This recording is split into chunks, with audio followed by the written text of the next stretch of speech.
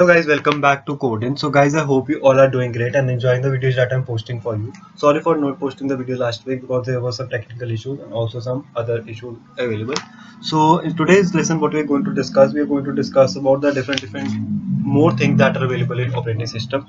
Previously in the earlier lesson, we had discussed about like what are different types of CPU scheduling algorithm we have. What do you mean by critical section? What are the other things that all are involved in it? So in today's lesson, what we're going to discuss, we are going to discuss like what is a semaphore, what are different types of semaphore, properties, drawbacks, and why do we use semaphore? What is the purpose of using it? And then we'll also discuss a brief introduction about what do we mean by deadlock, and what are different conditions that are available in deadlock, and what type of models that we use in a deadlock. We'll be discussing more in detail about deadlock in the upcoming video. So guys, if you're new to my channel, please do like it, share, subscribe to my channel. Already on my YouTube channel, you can find out content regarding C, C++, Java, Python, everything that is really useful for you. So please give it a like, share and subscribe.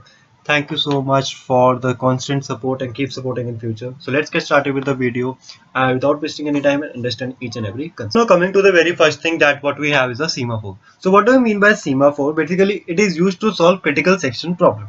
So it is an integer value. It is a variable that has an integer value upon which the following three functions will work. Number one, a semaphore may be initialized to a non-negative value. So basically, whenever I'm going to initialize a semaphore, it will always be a non-negative value. Second, the wait operation which decrements the semaphore. If the value becomes negative, the process including the wait is blocked. Like whatever in the waiting stage, if it becomes negative, so the waiting stage will be blocked. Third, the signal operation which increments the semaphore value. If the value is not positive, then a process blocked by a wait operation is unlocked. So basically, that's what it means. It will be incremented. Now, what is the pseudocode for this desired thing? So, like if we have a wait and accordingly, so what it will do while s is less than equals to 0, so it will make s equals to s minus 1. And if we have a signal, so in what it will case it will do s equals to s plus 1. So basically incrementing the value of the semaphore. So that is what we call as a semaphore.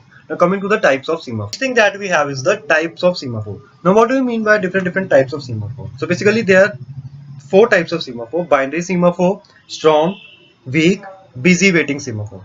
So what is the first thing that is binary? As its name suggests, it will be a combination of zeros and one. So binary semaphore, it is a semaphore with an integer value that can be reached between only 0 and 1. So that is called as a binary semaphore. Second, strong semaphore.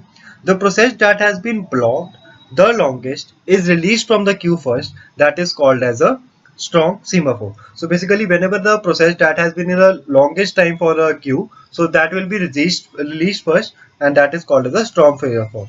And this technique is also called as aging technique. Third, weak semaphore. A semaphore does not specify the order in which the processor removed from the call, so that is called as a weak semaphore. So basically, when the semaphore does not specify in which order the process will be removing, so that are called as weak semaphore. Next, we have busy waiting semaphore. A process is waiting for an event to occur in some waiting queue, and it does so without having CPU assigned to it. So busy waiting CPU cycles that some other processes might be able to use productivity time. So this semaphore is called as busy waiting semaphore, and this semaphore is called spin lock, and they can be used in multiprocessor. So basically when an event is to occur in some waiting queue, so then we use busy waiting semaphore. Talk about the properties of a semaphore.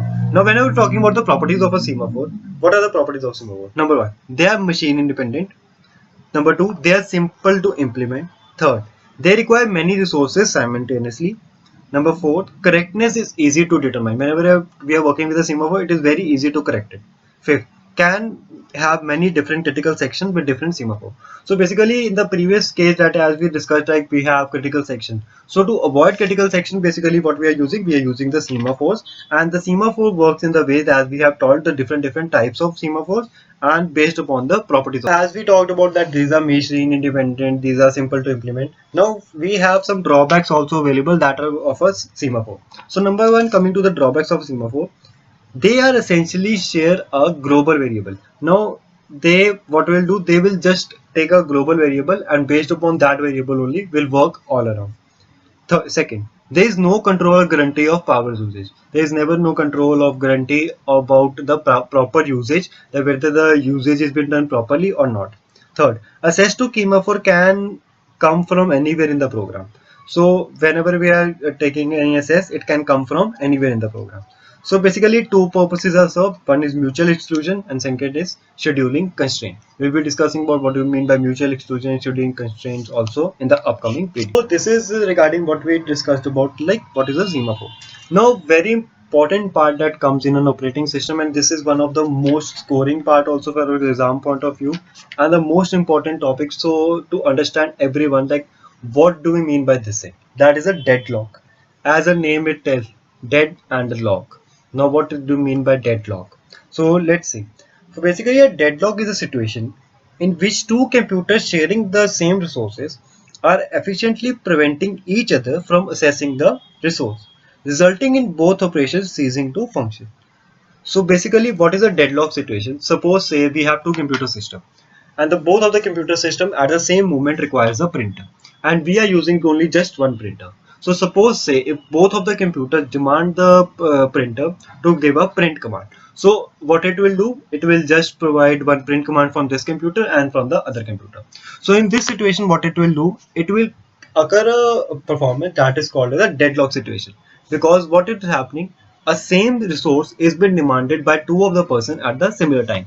So now to understand this, the computer what will do, it will just divide the process, and based upon that the situation is only called as deadlock. Now suppose say if you want any of the thing, and on the same moment of each of you pick up that thing, but what it is that situation will be handled by just providing the similar way, or like just adding you into the queue or doing something. So that is basically what is happens in a deadlock, when all of the two things are demanding only one single thing.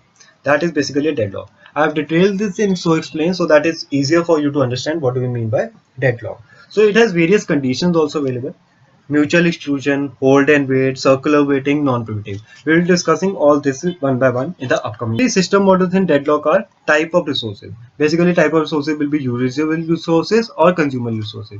Now, reusable can be safety used by only one processor time and cannot be detected to that use. So they later release for reuse by other processors. For example, we can say input output devices, files and databases. So that are called as reusable resources.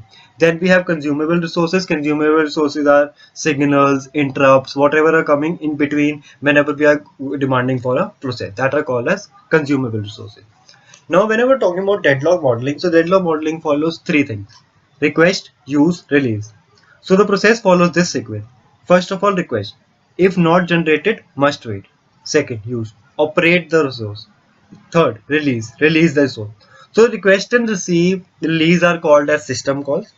A process must request a resource before using it and must release the resource after using it.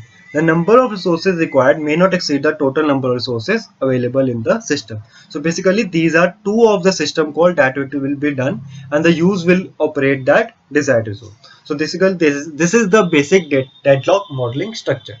Now in the deadlock we also have deadlock prevention, deadlock avoidance, deadlock recovery and other things that we use in a while working with deadlock. I hope you must be clear about the different things that I have told you regarding what do we mean by semaphores, the different types of semaphores, why do we use semaphores, and also a brief introduction about what do we mean by deadlock and what is the basically deadlock modeling. So guys, if you like the content that I post, please do like it and subscribe to my channel. Thank you so much for watching. Keep smiling and have a lovely day. Please do support and also give it a thumbs up and also subscribe to my channel.